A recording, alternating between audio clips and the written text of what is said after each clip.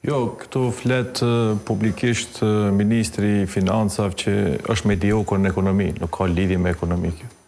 Nuk paraqet shëndet ekonomik hapja e bizneseve të reja.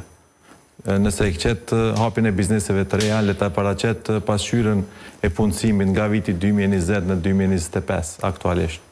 E ka rritën prej qeverisja e tij, e ka rritën e punësimit vetëm 1%, edhe përkundër faktit që i ka rritë suportimet i ka pas disa skema të cilët ata të cilët janë punësuar dhe ata të cilët pas shumë bizneset i kanë punësuar anëtarët e familjes për me por subvencione prej shtetit. Kështu që kjo nuk tregon parametër të shëndetit ekonomik, mirë po kjo e shfrytëzon për shkak fushatës edhe don me shfrytëzu një gjë të tillë, sepse për me hap një biznes është shumë lehtë, po për me mbyll është shumë vështirë.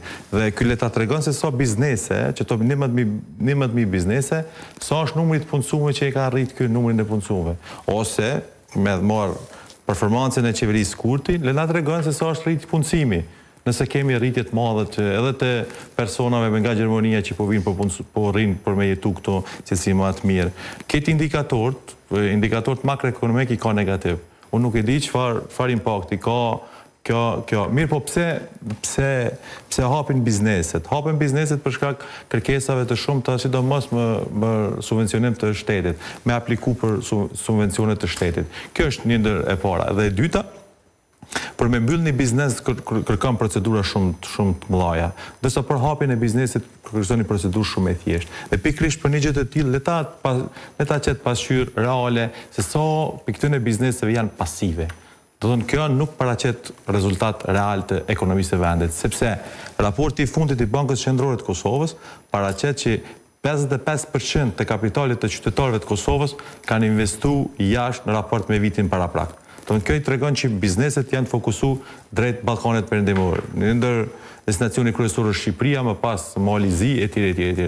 Do të thonë për shkak faktit që 55%, kjo është raporti i Bankës Qendrore që e qiti para disa ditëve, le ta tregon se sa është kapitali i bizneseve të cilët janë largu prej Kosovës. Dhe për të kaluar të Jozo Xhorolli, po sjell një shpërndarje që ka bërë, pra postimin e netë ka shpërndar sot kryeministri në detyrë Albin Kurti, thotë që për gjatë këtij mandati numri i bizneseve të reja të regjistruara është ngritur vit pas viti dhe ka qenë më i lartë se në çdo vit tjetër para qeverisjes sonë. Shtimi i biznesesh në ekonomi që rritet. Shtim biznesesh në ekonomi që rritet. Apo rritet ekonomia?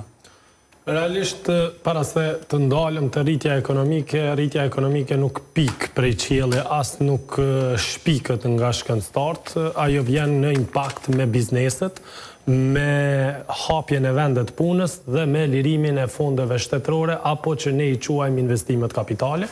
Dhe realisht firmat që janë rrit, gjegjësisht a janë 12.000 biznesa, ato dihet që janë, po mos harro që në 2007-2008 kemi pas një numër më të madh të bizneseve, po impakti mes atyre të hapura dhe të mbyllura, do më thonë, unë vetëm i them që në këtë vit janë mbyll mbi 40 biznese prodhuese, industri prodhuese, dhe janë hap ato të transportit apo të madrave, shërbimeve doganore apo importit.